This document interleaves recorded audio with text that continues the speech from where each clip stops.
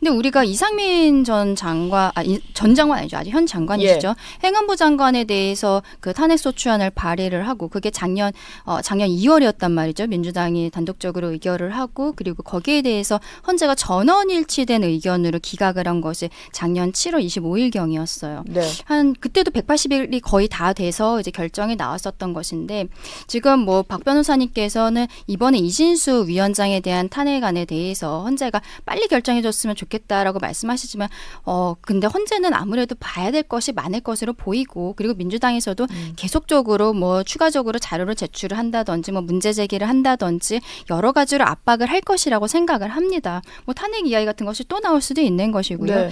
이런 것을 봤을 때 지금 말씀하신 것처럼 헌법재판소에서는 결과적으로 본인들도 사법화되는 것에 대해서 굉장히 부담감은 있을 것으로 보이는데 여기에 대해 좀 안타깝지만 국민의힘 입장에서는 민주당이 어쨌든 법에 있는 절차를 하고 있는 것이기 때문에 헌법재판소나 국민의힘이 이거를 막을 수 있는 것은 실상은 아니에요. 근데 저는 여기에 대해 민주당이 과거 이상민 장관에 대한 탄핵안이 전원일치된 의견으로 기각이 되었음에도 별다른 사과의 의사표시가 없었거든요. 네. 그러면서 하는 이야기가 이거는 헌법재판소에서 탄핵이 기각되었지만 어떤 정무적 판단은 필요했던 것이다라고 이야기를 하는데요.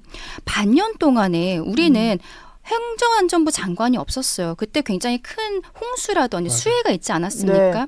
이런 국가적 재난이 있을 때는 컨트롤 타워가 생기는데 컨트롤 타워의 수장은 법적으로 행정안전부 장관이 하게 되어 있습니다.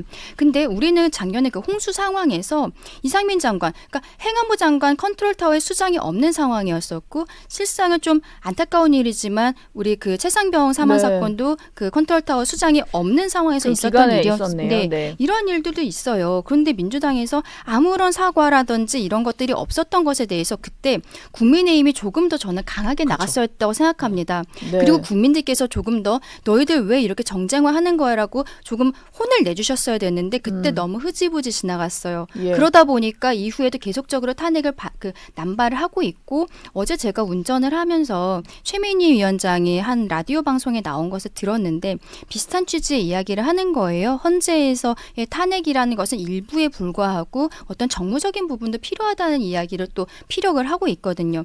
정무적인 판단을 위해서 탄핵을 남발하는 것은 말이 되지 않습니다. 네. 탄핵이라는 것은 헌법과 법률에 중대한 위반이 있어야 되는 거예요.